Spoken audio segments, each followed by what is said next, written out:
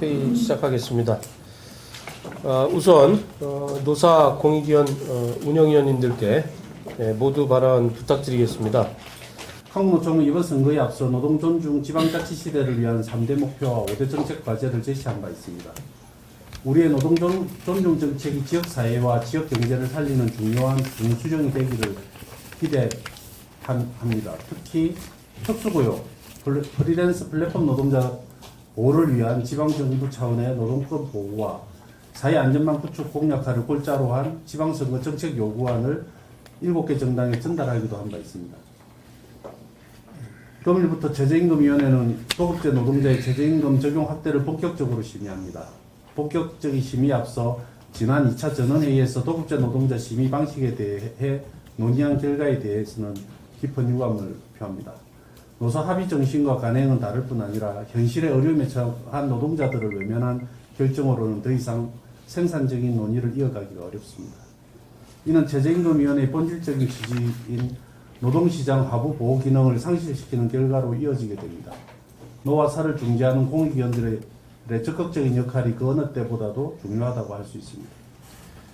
최저임금위원회는 고용노동부 장관의 최저임금 심의 요청서를 당연히 존중해야 합니다. 따라서 고용노동부가 준비한 도급제 노동자 연구 결과를 심사숙고하여 합리적인 수준의 적용 결과를 반드시 도출해내야 할 것입니다. 지금 900만 명이 육박하는 도급 노동자들과 모든 언론이 오늘의 최저임금 적용 확대 심의를 주목하고 있습니다. 이처럼 주목도가 높다는 것은 그만큼 노동시장이 변화해 왔고 노동 형태가 다양해졌음을 의미합니다. 또한 이들의 노동이 핵심 산업으로서 대한민국 경제를 이끌고 있다는 방증이기도 합니다. 최저임금의 적용 범위 확대는 전통적 경제에 허물어진 현재의 저임금 노동시장에서 이들을 보호하기 위한 최소한의 인권적 조치입니다.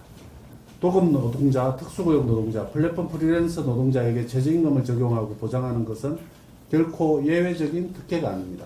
마땅히 존중받아야 할 최저임금 제도의 본래 취지를 회복하는 길입니다.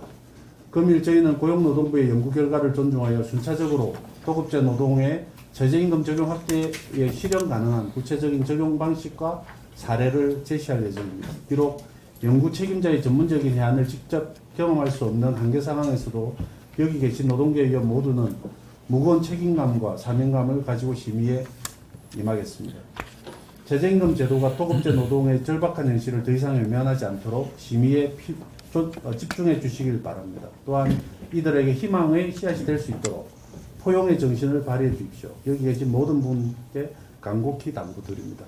이제는 플랫폼 프리랜서를 포함한 도급제 노동자를 보호하기 위한 답을 내야 할 때입니다. 한국노총은 오늘 또 심의 과정에서 최선을 다해 심의에 임하겠습니다. 감사합니다. 영세 중소기업과 소상공인들의 처한 현실은 여전히 매우 어렵고 힘듭니다. 소상공인 10명 중 4명은 2025년 월 평균 영업이익이 200만 원이 안 되었다고 합니다. 이는 최저임금 월 한산액 210만 원에도 미치지 못하는 수준입니다. 또한 사업자 대출을 3개월 이상 연체한 개인 사업자가 2025년 말 16만 6천여 명에 달해서 코로나19 영향이 이어지던 2001년 말보다도 3배 이상 늘었습니다.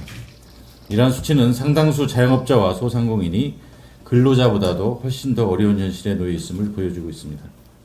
최저임금의 보호라도 받는 근로자와 달리 자영업자와 소상공인들은 매출이 줄거나 손실이 발생하면 그 부담을 스스로 감당해야 합니다.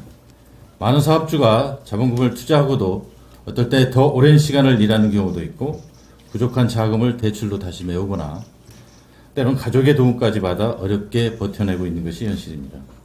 일부 업종의 양호한 실적과 전혀 다른 영세 중소기업과 소상공인의 취약한 지불 여력과 어려운 경영 여건이 반드시 반영되어야 할 것입니다. 오늘은 도급제 임금 근로자에 대한 별도 최저임금 적용 여부를 논의하게 될 것입니다. 이와 관련해 특수형태 근로 종사자에게도 최저임금을 적용해야 한다는 주장이 제기되고는 있습니다만 이에 대한 사용자위원들의 입장은 좀 명확합니다. 최저임금은 근로기준법상 근로자에게 적용되는 제도입니다. 따라서 논의 대상이 근로자에게 해당하는지 여부가 먼저 판단되어야 하지만 이는 최저임금위원회가 판단할 수 없는 영역입니다. 또한 도급제임금을 받는 근로자라고 하더라도 계약 조건이나 일하는 방식, 근로시간, 업무 강도 등이 개별 근로자마다 다를 수밖에 없습니다. 이러한 사정을 최저임금위원회가 일일이 검토해서 시급이 아닌 업무량, 이동거리, 소요시간 등을 반영한 별도의 단위의 최저임금을 정하는 것은 현실적으로 거의 불가능할 것입니다. 사용자들은 업종별 구분 적용을 통해 오히려 이런 것을 어려움이 있는 소상공인들이나 영세 중소사업자들의 충분한 사정을 고려하는 것이 더 중요하다고 생각하기 때문에 최저임금위에서 이런 부분을 충분히 고려해 주시기를 다시 한번 부탁드리겠습니다. 감사합니다. 예, 성원이 되었으므로 2026년도 제3차 최저임금위원회 전원회의 개의를 선언합니다.